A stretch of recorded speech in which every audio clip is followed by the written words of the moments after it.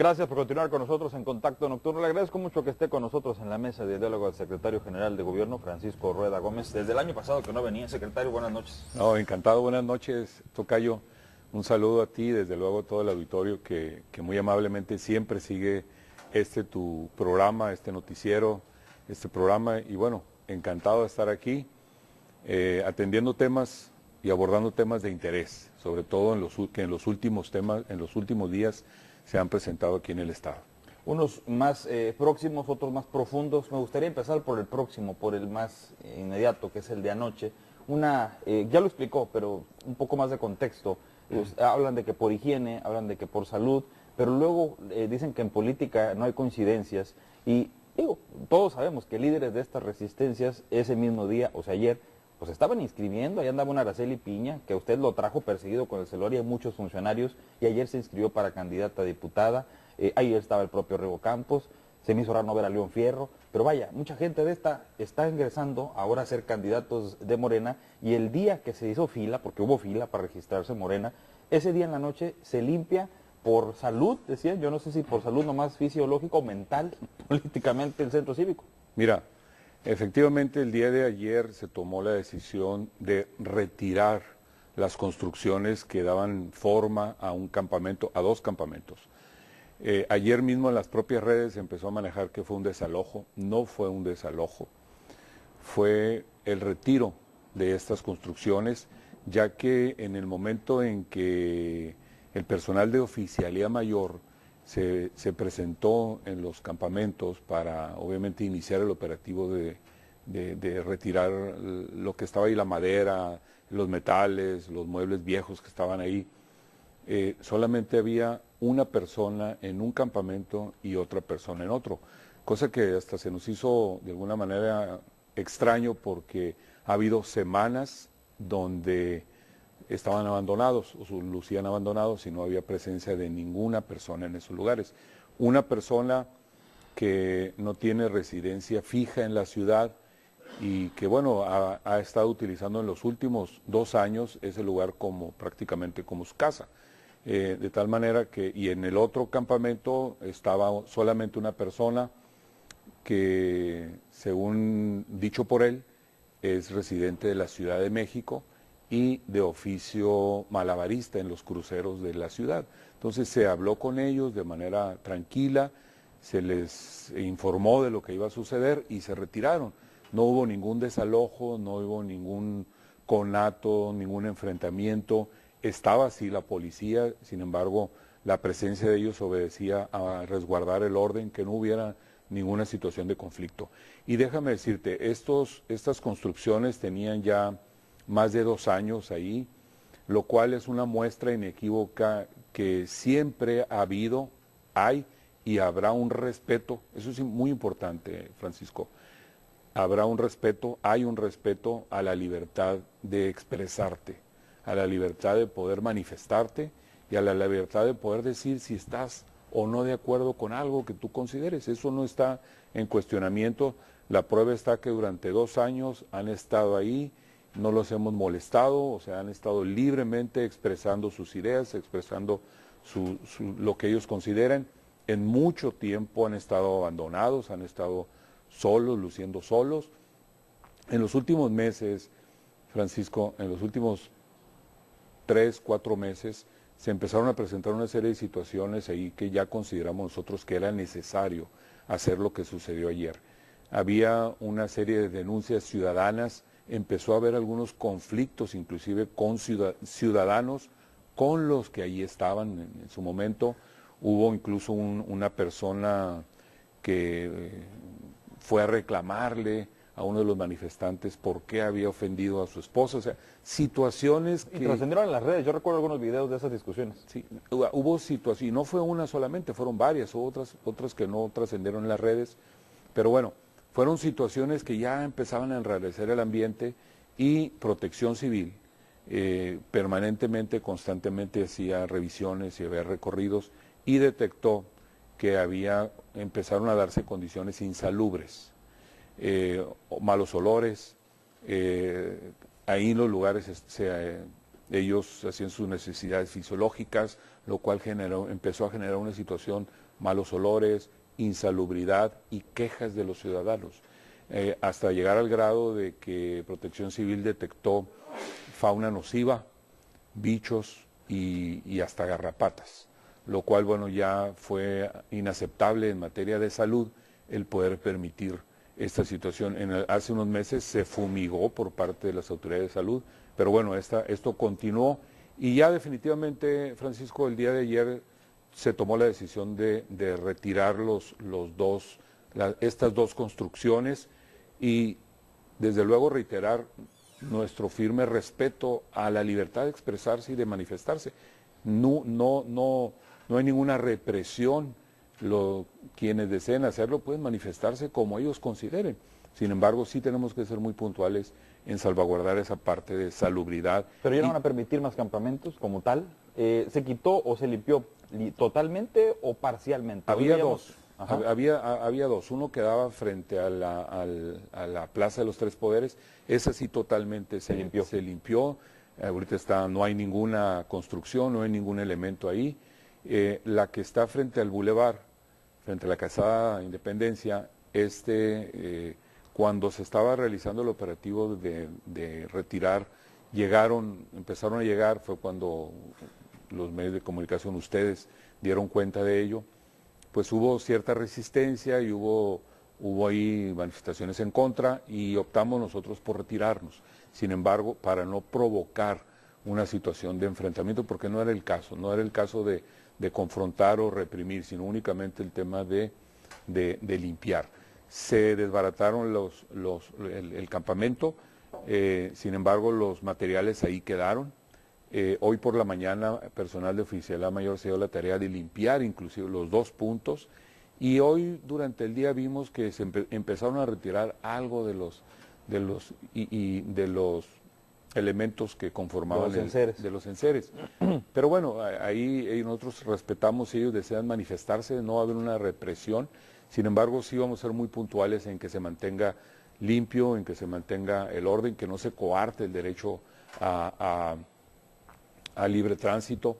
Y efectivamente, como tú lo señalas al principio de la charla, de la plática, efectivamente, hay quienes señalan que esto, o ellos mismos señalan que es un tema de orden político, es una represión. Déjame decirte que no tiene nada que ver con una cuestión política, a pesar de lo que voy a comentar ahorita, ni tiene que ver en ningún momento una cuestión de represión de la libertad de poder expresarte. Ellos pueden manifestarse como ellos consideren, y en el tema político, Francisco, decirte que efectivamente pues, salió el peine, así simple y llanamente, porque nosotros lo habíamos expresado desde un principio, desde hace varios años ya que estaba este movimiento, señalamos con información precisa que este movimiento tenía un trasfondo político y que lo estaban utilizando para ganar adeptos, para darse a conocer, para en su momento ser candidatos de algún partido político.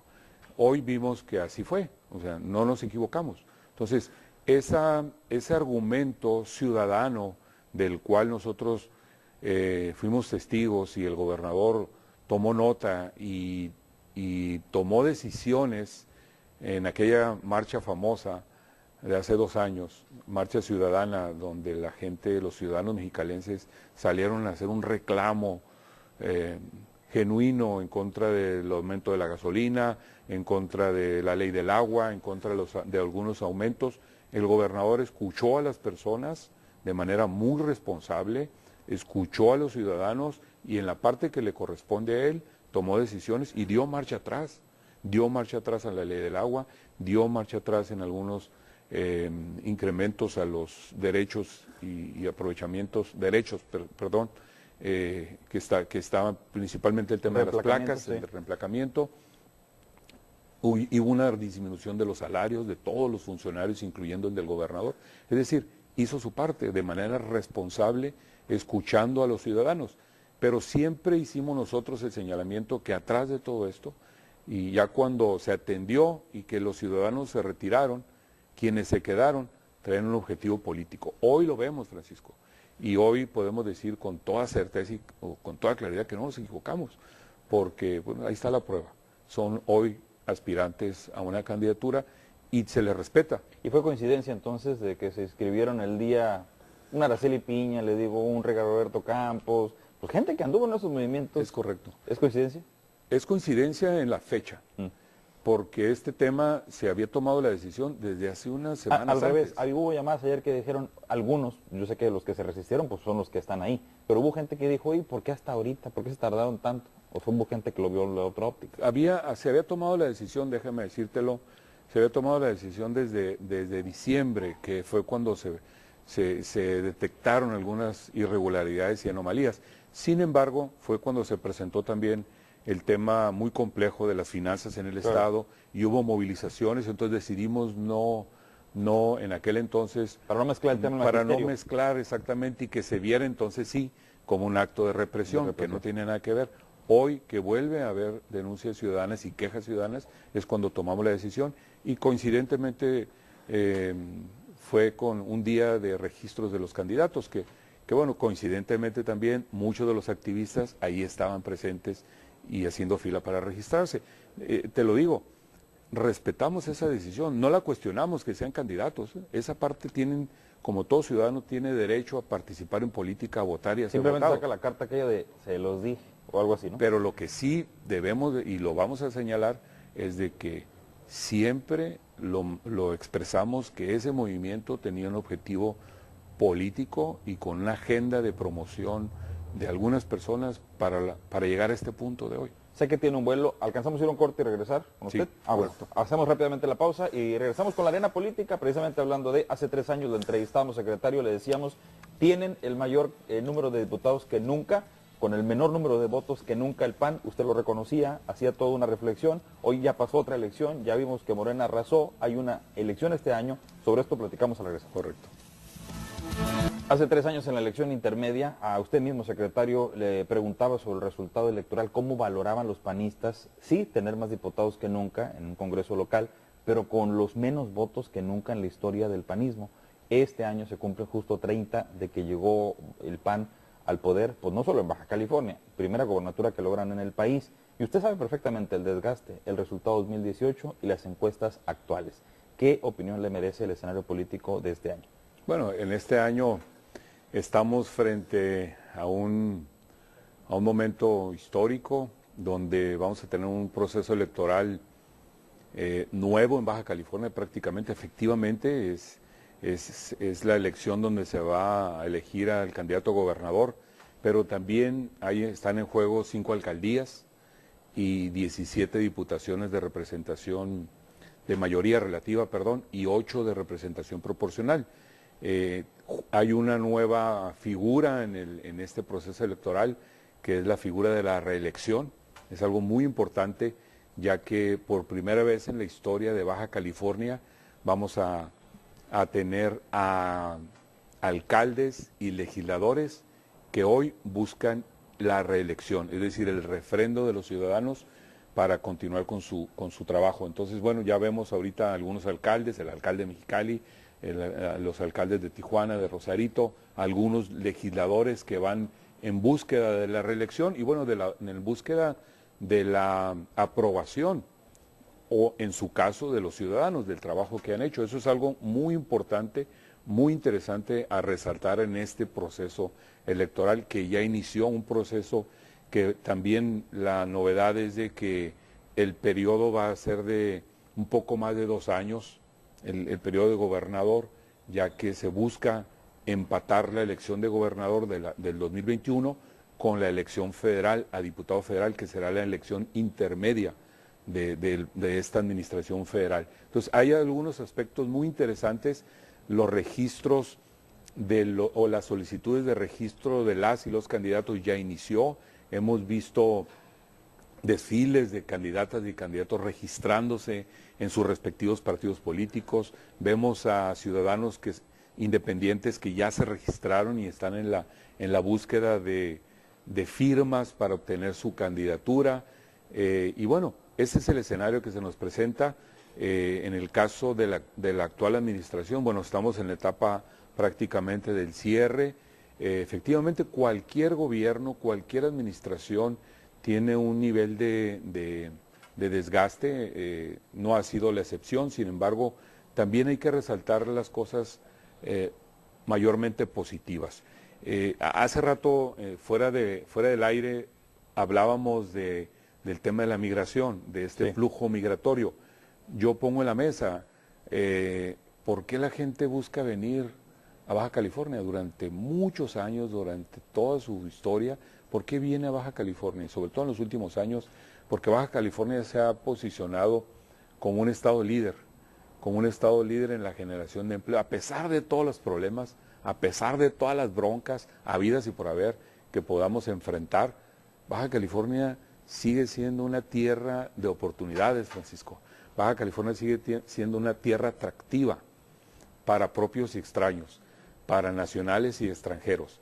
De tal manera que hoy Baja California es una tierra donde es un estado líder en generación de empleo, en inversión, en desarrollo, en crecimiento, los menores índices en pobreza, la mayor cobertura en servicios de agua y servicios de salud. Es decir, es un estado donde, por un lado, no trabaja el que no quiere. Hay trabajo para todos. El reto es que sea mejor, cada vez mejor pagado. No trabaja el que no quiere. Aquí no tiene casa el que no quiere. O sea, hay las oportunidades, los espacios para los jóvenes que viven aquí, para las familias que vienen de otras partes de la República, que vienen del extranjero, que deciden quedarse aquí. O sea, es un estado pujante, con problemas, con muchos problemas, sí, pero también es un estado que atrae, y eso no es fácil. No, yo creo, yo no entiendo, y eso hace 25 años llegamos, mi papá me decía, estaba yo niño, decime, aquí cualquier carajo, dijo otra palabra, tiene hasta 2 carros. Pero eso no se construye fácil, Francisco. Entiendo. En 30 años. Pero es la primera vez que nada más un panista se interesa por ser el candidato a gobernador, cuando, ahorita que decía usted filas, pues filas en Morena, donde se están peleando las candidaturas para todo, para alcaldía, para diputados, la de gobernatura ya se negoció, pero esto no los tiene preocupados. Hace años algunos panistas, y usted lo sabe, expresaban entre pasillos que el PAN necesitaba perder. ¿Usted piensa o coincide con eso? Hoy nomás un panista quiso ser candidato y, por cierto, se apellida Vega Marín, y una de las cosas que hace es salir a aclarar que no es un pariente del gobernador. Es que no es pariente del gobernador. Yo sé que no es pariente del gobernador, pero vaya, ¿cómo está el ánimo de ustedes para enfrentar esta elección? Hay mucho ánimo, hay mucho entusiasmo, desde luego. El hecho de que solamente se haya inscrito Óscar Vega no significa más que hay confianza. Hubo una consulta, hubo un análisis concienzudo para abrir las candidaturas a los ciudadanos. El PAN siempre ha sido un partido político con apertura sobre los ciudadanos. Hubo disposición de muchos de ellos y hay un ánimo y un entusiasmo muy positivo. Hay un ánimo de que no está escrito todo, es muy cambiante. La política es de circunstancias y es muy cambiante, y sobre todo recae mucho en el ánimo, en el momento, en la fotografía que esté en ese momento, del día en ese momento. Entonces, bueno, en la parte de un gobierno que proviene de un partido político como es el nuestro, el gobierno estatal, obviamente nosotros estamos haciendo nuestro trabajo siendo respetuosos de la parte político-partidista.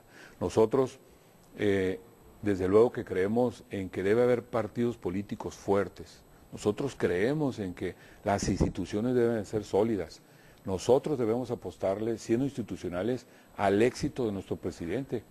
Aunque no hayas votado por él, pero es nuestro presidente. Entonces hay que apostarle a la institucionalidad, a la fortaleza, a la fuerza de México.